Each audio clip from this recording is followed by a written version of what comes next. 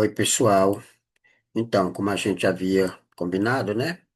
Rapidamente aqui algumas considerações sobre o nosso último conteúdo para ajudar vocês na realização da atividade final. Tá, nós estamos tratando da filosofia contemporânea a partir do pensamento do século XX, né? O século XIX, já trabalhamos anteriormente. Então, vamos fazer alguns recortes aqui para algumas correntes filosóficas do século XX e um pouquinho sobre a pós-modernidade. Então, veja,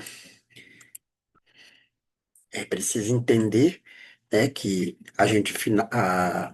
nós vamos finalizar agora esse passeio, essa viagem que nós fizemos na filosofia, desde a antiguidade, os pré-socráticos, período socrático, helenístico, greco, romano, chegamos na idade medieval, aí temos ali a ideia da patrística, da escolástica, a junção da religião com a filosofia, depois avançamos para o período moderno, a gente vê nascer a ciência, os primeiros experimentos metodológicos, científico e tal.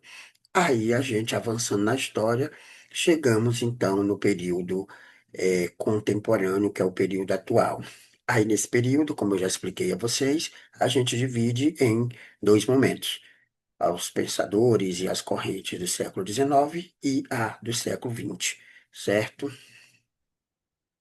Então, sobre o que filosofaram os pensadores dos últimos 100 anos?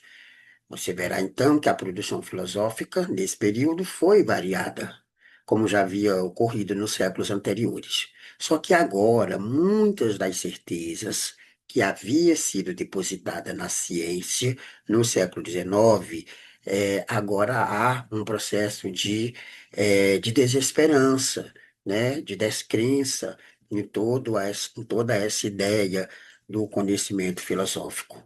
Então, ah, agora, então, muitas das certezas desmoronaram sucessivamente, levando consigo várias esperanças que havia no projeto de modernidade, né, de tempos modernos, de capitalismo, de industrialização, de ciência e tal. Tudo aquilo que foi pensado lá no Iluminismo, aqui sofre algumas desilusões. Por exemplo, nós temos aqui o Gilberto Coutrin, autor do livro A Filosofia que nós estamos trabalhando, principais temas, né, grandes temas da filosofia. Ele chama de a Era das Incertezas, o século XX, porque nesse período a filosofia foi caracterizada por uma diversidade de correntes de pensamento que refletiram muitas mudanças políticas e culturais significativas dessa época, né? Foi, como já dissemos, uma era de incerteza marcada por grandes eventos, como duas guerras mundiais, a Guerra Fria, a Revolução Cultural, os movimentos pelos direitos civis e outras transformações globais. Isso tudo aconteceu no âmbito dessas desilusões, né? Dessa aposta na ciência, ciência positivista do Augusto Comte. Então, diversos filósofos contribuíram para a compreensão dessas questões. E aí, claro, eles ofereceram uma variedade de perspectivas e abordagens. Por exemplo, a gente tem aqui algumas correntes, como é o caso do existencialismo, da filosofia analítica, e vou falar um pouquinho sobre cada uma delas. E aí temos a escola de Frankfurt e a pós-modernidade. Vamos tentar compreender rapidamente um pouquinho sobre cada uma delas. Veja, no que se refere ao existencialismo, a gente tem filósofos como Friedrich Nietzsche, o famoso Nietzsche, Edmundo Husserl, Martin Heidegger e o Jean-Paul Sartre. No existencialismo, também tem como título aí A Aventura e o Drama da Existência. Por quê? Porque o existencialismo é uma corrente filosófica que se desenvolveu principalmente no século XX, destacando experiências individuais, como, por exemplo, trata da liberdade, da responsabilidade pessoal, a busca por significado da existência. Duas ideias chaves associadas ao existencialismo são, por exemplo, a questão da aventura, da liberdade, da busca do reconhecimento e, ao mesmo tempo, o drama, a angústia da existência, como diz o Sartre. É, no existencialismo, por exemplo, a vida é frequentemente vista como uma aventura única e irrepetível. A vida é única, não se ensaia para viver. Já está vivendo, né? Então, cada indivíduo é considerado um agente ativo em sua própria busca de significado para a sua existência. A aventura existencial implica o quê? A busca por autenticidade e autodescoberta. Ou seja, a nossa aventura de viver, ela está ligada à busca por autenticidade. Quem sou eu? Né? E nisso, um processo contínuo de autodescoberta. Os existencialistas, por exemplo, eles argumentavam que a verdadeira realização da vida vem da exploração e do enfrentamento das experiências, mesmo que sejam desconfortáveis ou desafiadoras. Ou seja, os existencialistas propõem que nós enfrentemos experiência, que nós vivemos experiências. Quanto mais experiência nós nos dispomos a viver, mais nós nos aproximamos da nossa autenticidade e fazemos um processo de autodescoberta, né? Então, o existencialismo trabalha nessa perspectiva.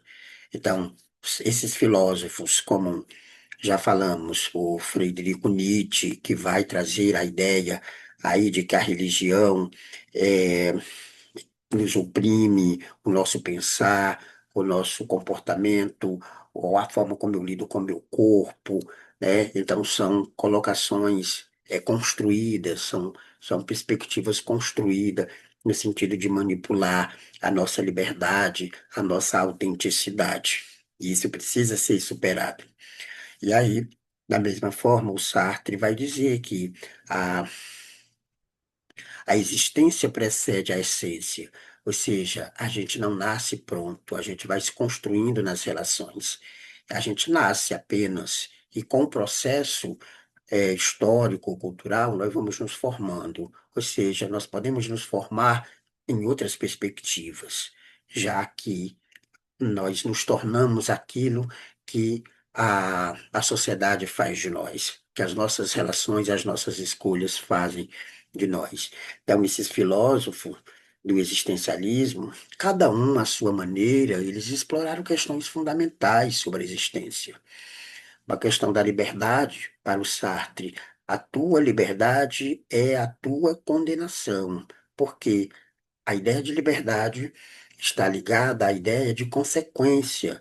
A nossa liberdade, a liberdade é um dom, a liberdade é algo que a gente constrói, é uma coisa muito necessária para o ser humano.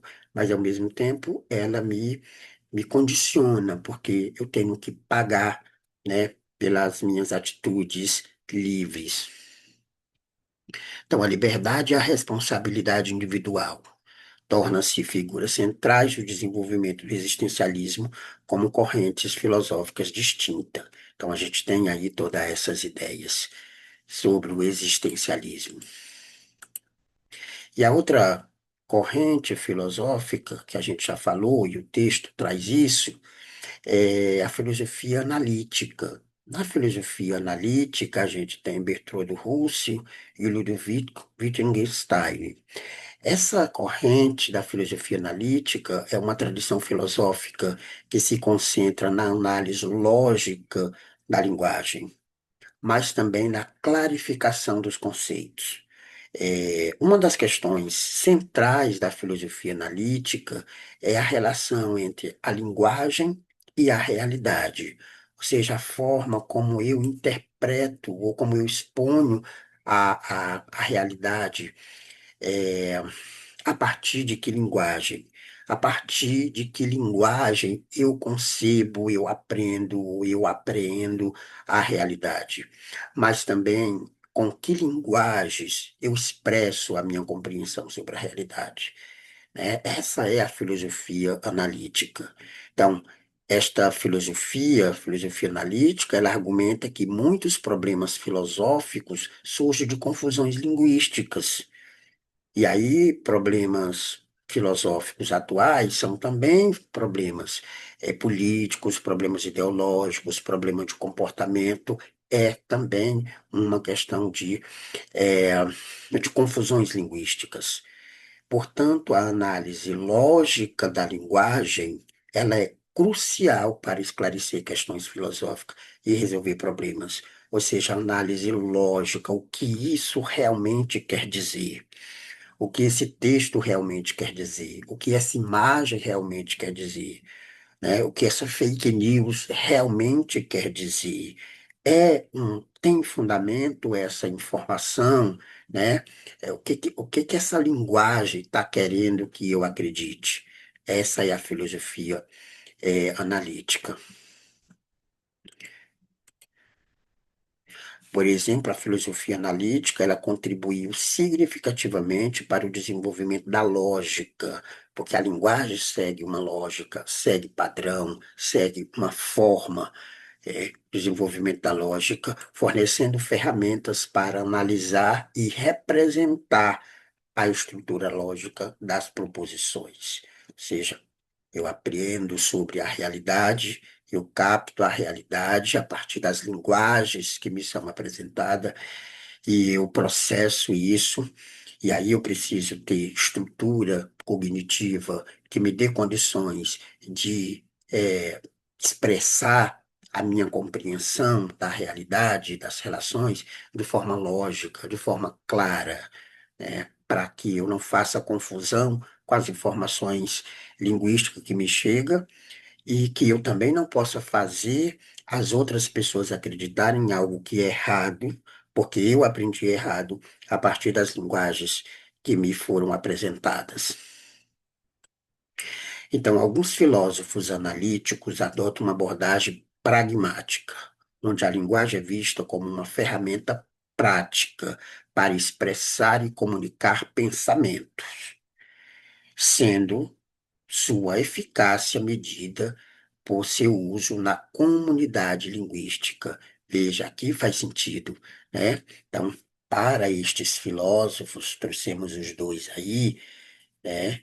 Bertrand Russell e o Ludovico Wittgenstein, que vão exatamente dizer isso. A linguagem, nessa perspectiva da filosofia analítica, precisa ser vista como uma ferramenta prática.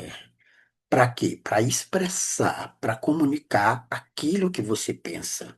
E aquilo que nós pensamos é fruto daquilo que me foi apresentado. E como isso foi me apresentado? Né? Foram me apresentados com uma linguagem clara que me permitiu compreender de fato as coisas como elas são, ou foi uma fake news, ou foi uma imagem inventada, ou foi um mundo paralelo, ou foi algo que de fato não representa a realidade, né? Nesse sentido, a linguagem, ela é um jogo de palavras que pode ser usada tanto para enganar, né, como para expressar de forma eficácia o pensamento que nós desenvolvemos sobre as coisas. E aí, a outra corrente filosófica, a última, é a escola de Frankfurt. A escola de Frankfurt, a gente tem aqui alguns pensadores mais importantes, como, por exemplo, o Max Horkheimer e o Theodor Adorno. Os dois trabalharam juntos, eles pensavam muito próximo, né? Horkheimer e Adorno. Mas também nós temos um grande, um dos primeiros professores ali da Escola de Frankfurt, que é o Walter Benjamin. E também temos o Marcuse. o Herbert Marcuse são mais ou menos contemporâneos. São contemporâneos. Então, o que que eles diziam? O que que diz a escola de Frankfurt? Bom, a escola de Frankfurt, com esses pensadores,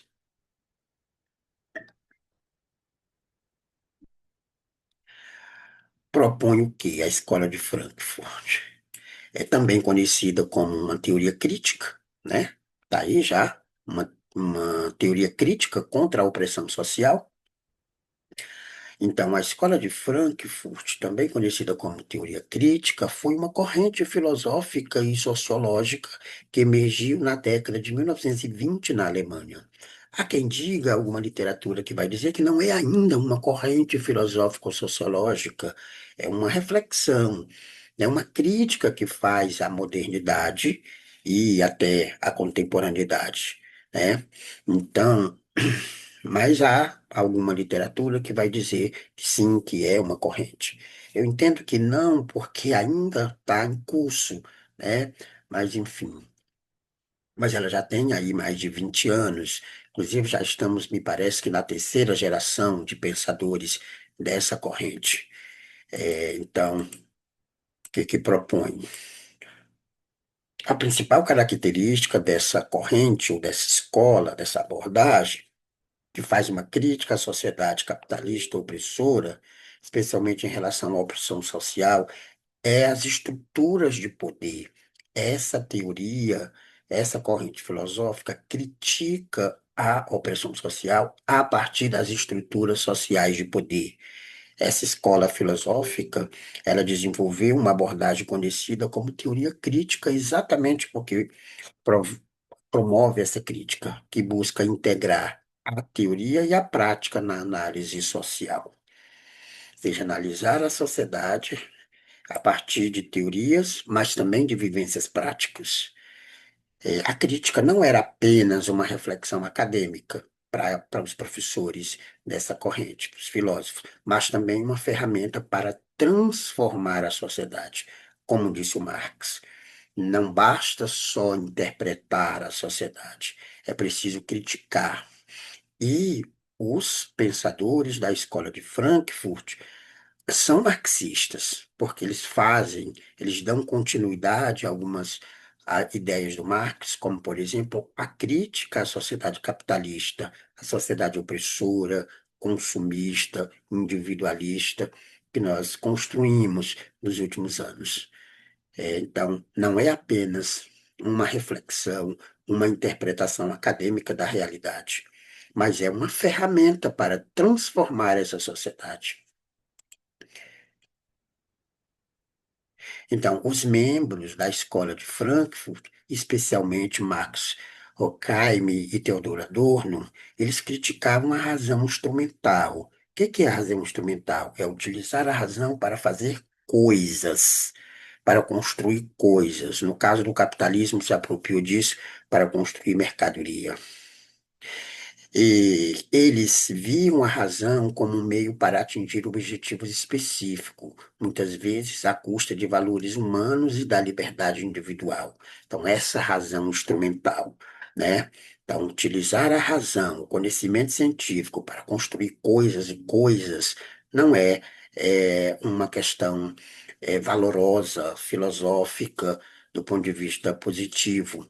É, porque a filosofia serve para fazer as pessoas pensar sobre os valores, sobre a ética, sobre refletir, criticar, né, a própria ciência, enquanto que a ciência que se apropriou da filosofia desenvolve uma razão extremamente instrumental.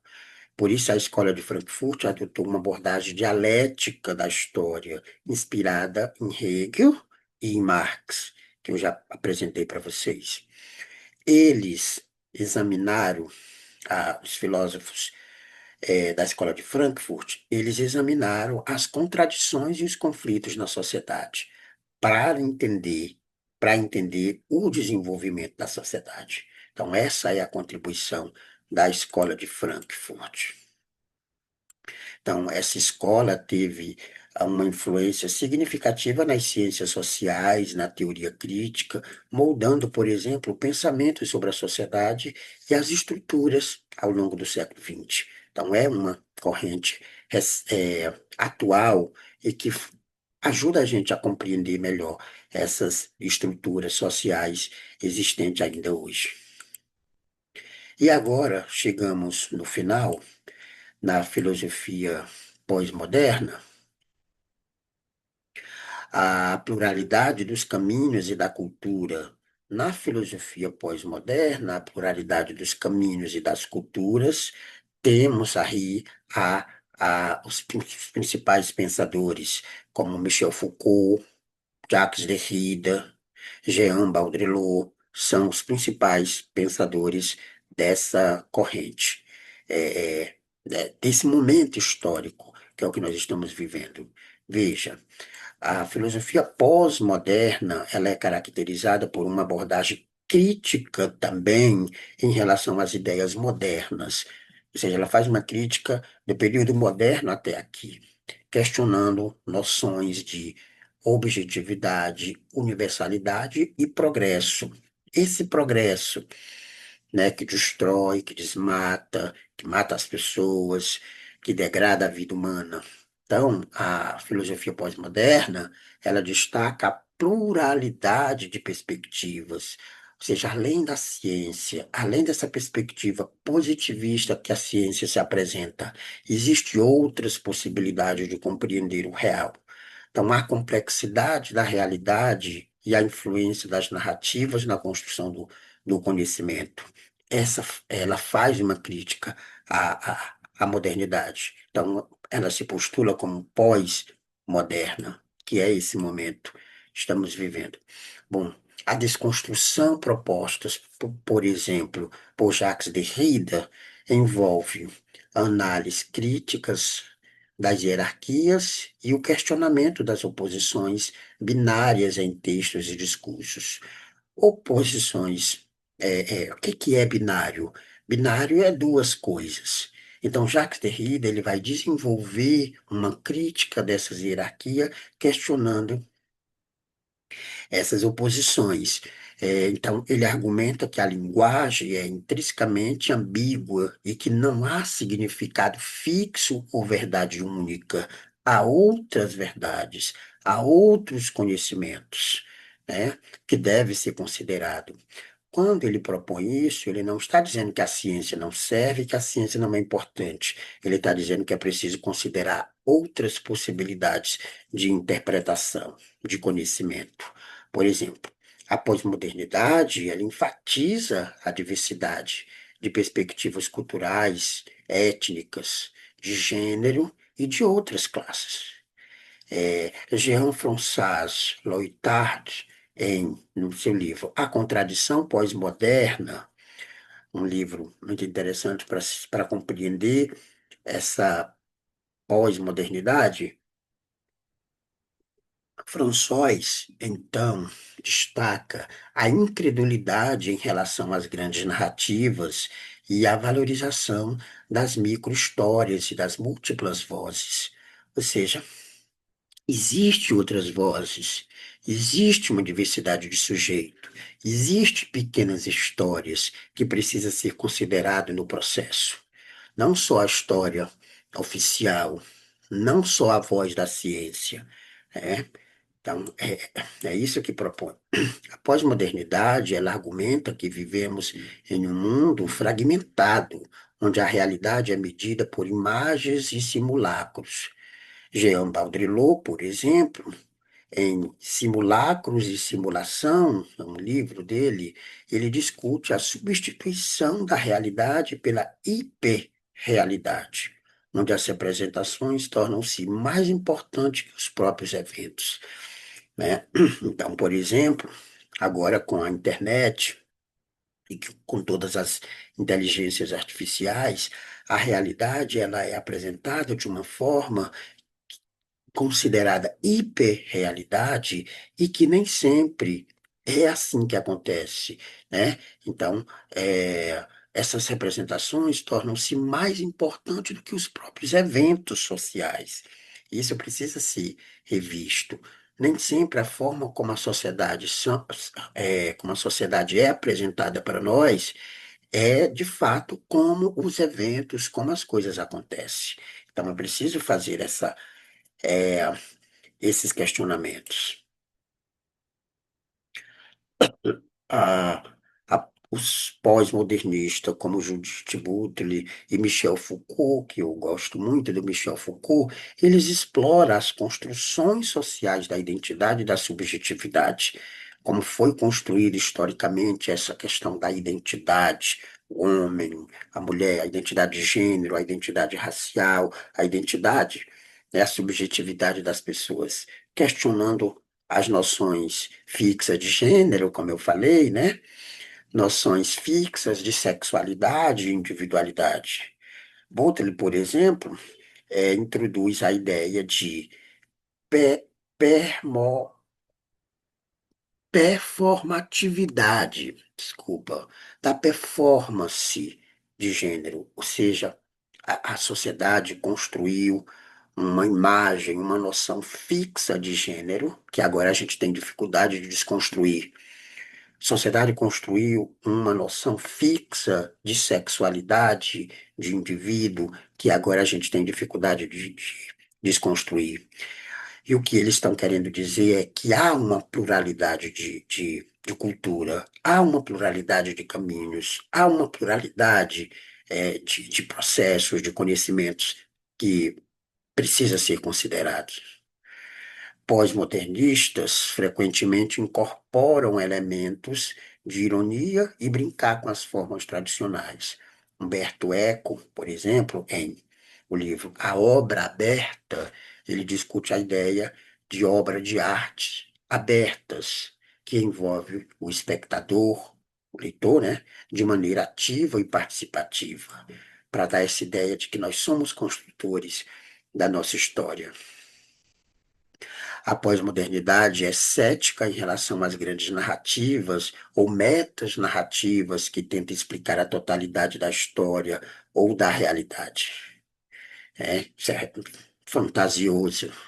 Isso é evidente nas obras de Layot, Tarde, que argumenta contra a legitimidade das grandes narrativas. As grandes narrativas nem sempre são é, reais e nem sempre dizem a verdade sobre as coisas. Alguém as tornou grande, mas de fato não necessariamente não representa o real tal como ele é. Por fim, a pós-modernista como Júlia Kristeva enfatiza a importância da intertextualidade, ou seja, de várias formas de apresentar o real, onde os textos estão em constante diálogo uns com os outros, influenciando e sendo influenciados. Mais uma vez, reforça a ideia de diversas interpretações, de diversos textos. Então, essas ideias, para fechar, e filósofos, essas ideias e filósofos representam uma gama diversidade de pensamento dentro do movimento pós-moderno. A filosofia pós-moderna, ela desafia noções tradicionais da verdade e identidade, conhecimento, e aí ela promove uma apreciação da complexidade e diversidade no mundo contemporâneo. Essa é a função da pós-modernidade. Isso, rapidamente, agora eu vou apresentar para vocês a atividade. Deixa-me ver se está projetando. Atividade, painel, vamos lá. Rapidinho, já vou terminar. Bom, a atividade que eu apresentei para vocês em sala é essa aqui. Uma síntese conceitual. Elabore uma breve síntese conceitual com base nas apresentações e no texto apresentado em sala, sobre as principais ideias das correntes filosóficas do século XX. O que é que vocês irão fazer? Vocês vão ler o texto, assistir à aula e vão destacar as principais sínteses, as principais ideias, as ideias síntese de cada uma das correntes e escrever aqui nesses espaços uma palavra. ou uma frase muito curta, tá? Para socializar de sala. Então, tá aí, vocês irão fazer isso, ok? Avançando. Então, filosofia analítica, e aí todas as correntes apresentadas nesse, no século XX. Escola de Frankfurt, da mesma forma, e aí, para terminar, a filosofia moderna que eu acabei de explicar, certinho? Então, essa é a atividade que vocês irão fazer, irão levar para a sala, irão me mandar, na verdade, e aí a gente vai construir uma dinâmica para conversar um pouquinho sobre cada uma delas. Ok? É isso por agora.